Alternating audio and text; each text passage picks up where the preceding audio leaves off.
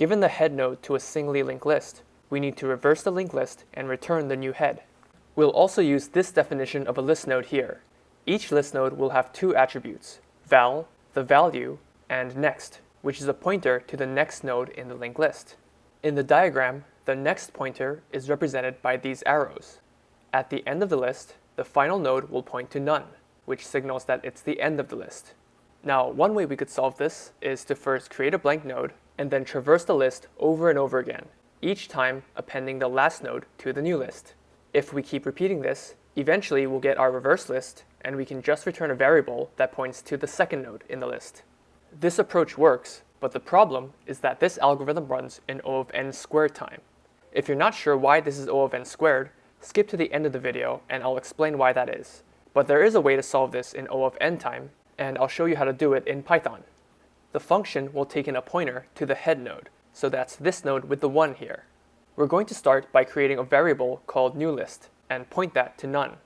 This is because we're going to be building the reverse list from the back to the front, and the last element of every linked list is none.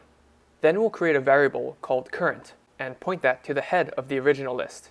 Current is going to be used to traverse the original list while building the reverse list. So now we test the condition while current, which will be true as long as current doesn't equal none. We then create a new variable called nextNode and point that to current.next, in other words, the next node in the linked list. You'll see why we need this variable in a second. We're then going to start linking nodes to the reverse list by pointing current.next to the new list. Remember, current.next refers to this arrow here. So right now, it points to the node with a value of 2, but we want to point it to the reverse list that we're building. So let's point current.next to newList, like this. We then update our newList variable to point at current, so that it's always pointing to the new head of the reversed list. At this point, we would like to move current back to the next node in the original list, so we can do the same thing to the second node. But there's a problem. We ended up severing the link between current and the second node.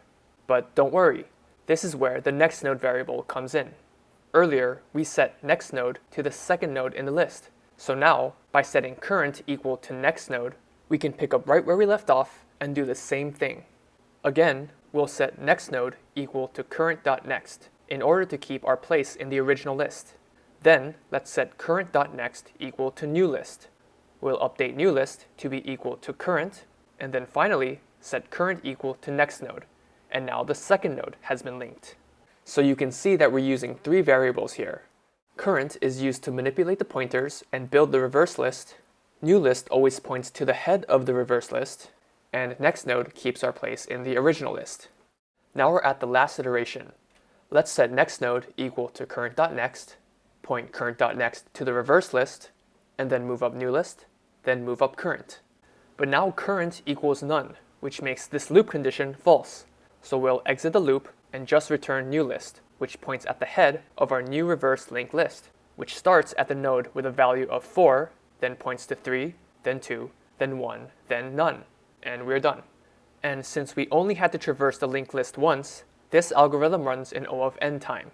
Now, going back to why the first solution ran in O of n squared time. Let's say the length of the linked list is n, so there are n nodes. In each iteration, we have to traverse to the end of the list. The second iteration then takes n-1 steps, the third will take n-2, and so on until the last iteration takes 1 step for the final node. So to count the total number of steps, we have to add n plus n-1 plus n-2, and so forth until we reach 1.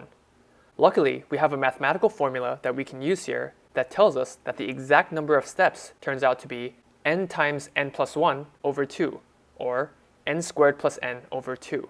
And since with big O notation, we only take the dominant term and drop constants, this ends up being O of n squared.